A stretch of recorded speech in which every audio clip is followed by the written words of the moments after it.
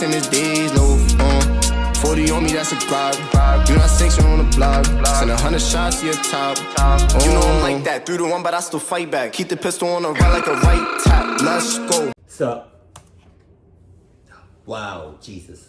I just watched something that had the devil in it. It happened when I was in high school. I went to see an abandoned house with my friend. I was wandering around the house with him, but there wasn't much there. Just then, I found light leaking from the stairway down to the basement. When we went down the stairs to the basement, there was a man. No, it wasn't a man. It was the devil. The moment I saw him, I couldn't lift a finger. My whole body was stiff. As soon as my friend saw his face, he ran away with unbelievable speed. I thought it was a dream, but it was a clear reality. His face, skin, and eyes were all reddish. He was the devil himself. When he looked at me, he smiled and said softly, "Oh, the lamb is lost. Do you know where this place is?"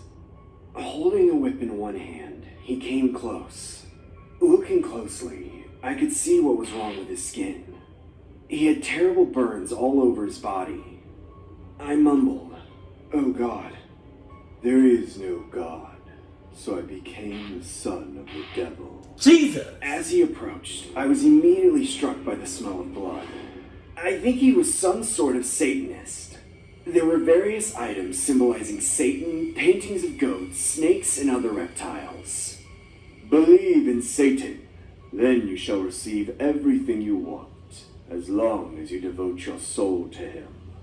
He held out a glass full of blood to me. "Take of all the pleasures and desires you want." I'm good. Let's go back. Look at that shit. I'm good. I don't want to drink that. I don't. Because God himself knows there's all kinds of diseases in that joint. What you got? You got the clap. You got AIDS. You got chlamydia in there. You got a little bit of cluckness in there. You got some cluck AIDS, right? You got some crabs. I seen a video a long time ago of this woman that had crabs in her wet rocks, and there were a lot, like, it was, I don't know if they were crabs, there was some sort of like little crawly things, but they were tiny, and it was a whole bunch of them just in her junks or around her wet rocks. Oh my God. And you know what's crazy? There's some people out here that don't even care about that shit. Let me just go ahead and wrap it up, and I'm gonna still go inside. Get the cluck out of here, you nasty ass.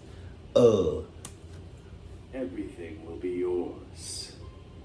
Then he started uttering some spell in an ancient language. "Tana borak dibin, soba tahilgo no pepera adil, das varubes odele begrabram." Just then, I thought... Hold on. Because I don't know what the hell you just said. Because I don't know what the hell you just said, let me go ahead and just pull up my phone. I have the iPhone, and they have an app called Translate. So just hold on a second. I just need you to hold on. Let me just get up my phone and go to the app and press record. And then now, Satan, if you just say what you just said, right? Hold on. Let me just go back a couple of scenes. Hold on.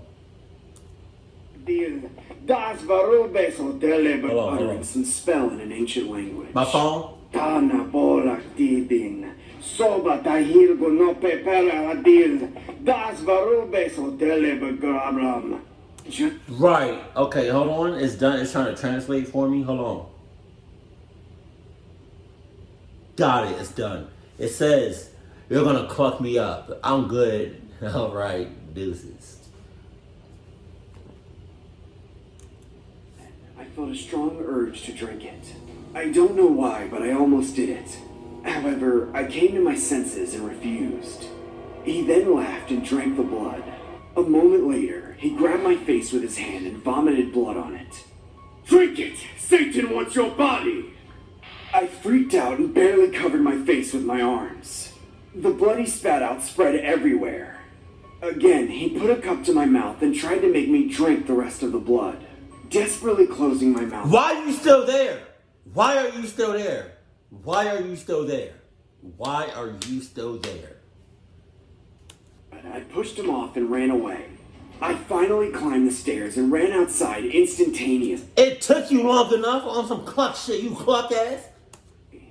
I knew something bad would happen if I stayed there for another minute. No shit. He stood still behind me, not catching me running away, just chanting spells in a devilish voice. Just then, I heard thousands of people scream painfully in the back. I felt like I was in the pit of hell, but I knew that there was just me and him. When I came out, everything was calm again, as if nothing had happened. Leaves swaying in the wind, birds flying. Everything seemed peaceful. I felt so weird. Could there be another world that exists that I don't know? To this day, my doubts are not gone. He had already escaped when the cops arrived on the scene. Only the bodies of the dead snakes and reptiles were found. Even now, he sometimes appears in my dreams and seduces me. He crams a cup of blood into my mouth and I wake up struggling desperately. And when I wake up, I feel the taste of blood and suffer from a massive thirst for it. To tell the truth, I'm afraid that my soul will be taken by Satan one day. Dear God, please save me from this fear. Oh. Sweet Jesus. This story is about my ex-girlfriend. She was a lovely woman whom I met about 5 years ago when I was 20 years old. I loved her with all my heart. However, I was getting tired of her growing obsession and violent behavior. I realized that her mental age was lower than the average person's, and whenever she got angry, she cursed me with what she called a magic wand. I then had to pretend to be... Okay, cluck you, because you knew what you was getting yourself into the moment you saw her. That right there is a whole ass turn off. Spell and suffer from it. I couldn't stand it, so I broke up with her. She didn't take it well and started stalking me for almost a year. Jesus! I will dedicate your soul to the... Nobody, God damn it! Nobody saw this for a whole year. Nobody saw this girl stalking him? My ass. She cursed me with these words, and since then, there's always been a dead body of a mouse or a cat in front of my house. Eventually, I blocked all contact and managed to escape from her. However, she eventually showed up in front of me 5 years later. We ran into each other at a friend's party and she greeted me with a familiar, lovely face. Seeing that, I felt like I had forgotten all of my past wounds. My ass, god damn. I would have been like, you know what I mean? I'm at the party.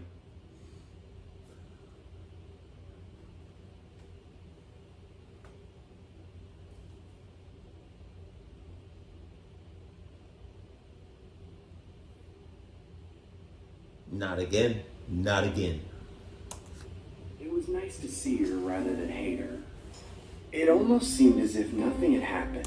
Come on. Are you dead? I still hate you. I still hate you, and I remember everything that you did to me. Cluck you. And she suddenly asked me to have dinner sometime. At first, I wanted to say no, but then decided to accept her offer as I thought it would be okay to just have dinner with her. Come on. Surprisingly, she was very kind and didn't show any violent tendencies like in the past. We had a great time at the restaurant, and after the meal, she suggested going to her house for another drink. I accepted the offer as my caution against her had been lifted. However, I was surprised to see the state of her house when I arrived. The floor was littered with trash and dolls as if it hadn't been cleaned for months, and there was this unknown stench from somewhere hitting my nose. But she acted so casually that I, who was freaked out at the moment, pretended that everything was fine. Then, there was one thing that caught my eye. Through the slightly open door of her room, I could see an awl stuck through a doll. I was horrified for a moment, but tried not to show my fear. While she brought us a drink and we drank together, I was thinking about how to get out of there. She must have noticed something strange, too. Her expression started to stiffen. She then went to the bathroom for a while. In the meantime, I went into a room to check what was inside. Really? As she went to the bathroom for a while, you didn't just leave the whole house altogether? You didn't want to do that shit? And when I saw what it was, I dropped my can of beer. Dozens of dolls, not just one, were stuck through with an awl. The creepy thing was, some of the dolls had pictures of men on their faces, and mine was there too. The doll's belly was torn apart and its arms and legs were also torn. I could see deadly weapons, dog necklaces, and a whip on the desk. I realized that something terrible would happen if I didn't get out of there. Just then, I heard her voice behind me. "Finally, I got you." She was smiling brightly when I turned around with a deadly pale face. "I finally got you." She had a net and a Pokeball from Pokemon in both her hands. "Come to me." Smiling brightly, she stretched out her arm. As I stood there with an absurd expression, her expression slowly began to stiffen. Then she picked up the knife from the desk and jumped at me. Shit. Ah! I screamed, pushed her off, and ran like crazy. "Come back, honey! You're mine!" Leaving her scream behind me, I ran out. Just then, I felt like I heard someone moan in another room. But I ran away anyway and immediately called the police. To my surprise, 2 men were found inside when police rushed into her house. They were dressed in clothes, had a dog necklace around their necks, and ate with a dog bowl. It turned out that they were all her ex-boyfriends. Being stabbed and wounded, they were held in captivity at her home for weeks. Luckily, they were rescued, and she was eventually arrested. To this day, I'm still suffering from the terrible memories of that time. If I hadn't gotten away from her, I would have become one of her Pokemon. God, that's some crazy psychopath shit. God forbid, I hope nobody has ever experienced that. And if you did, my condolences. And if you made it out alive and changed your whole life around, you get an applause from me. That was crazy as shit. Oh my God. Oh my God. Now, if anybody is in a crazy relationship, I encourage you to leave. If you don't, that's on you.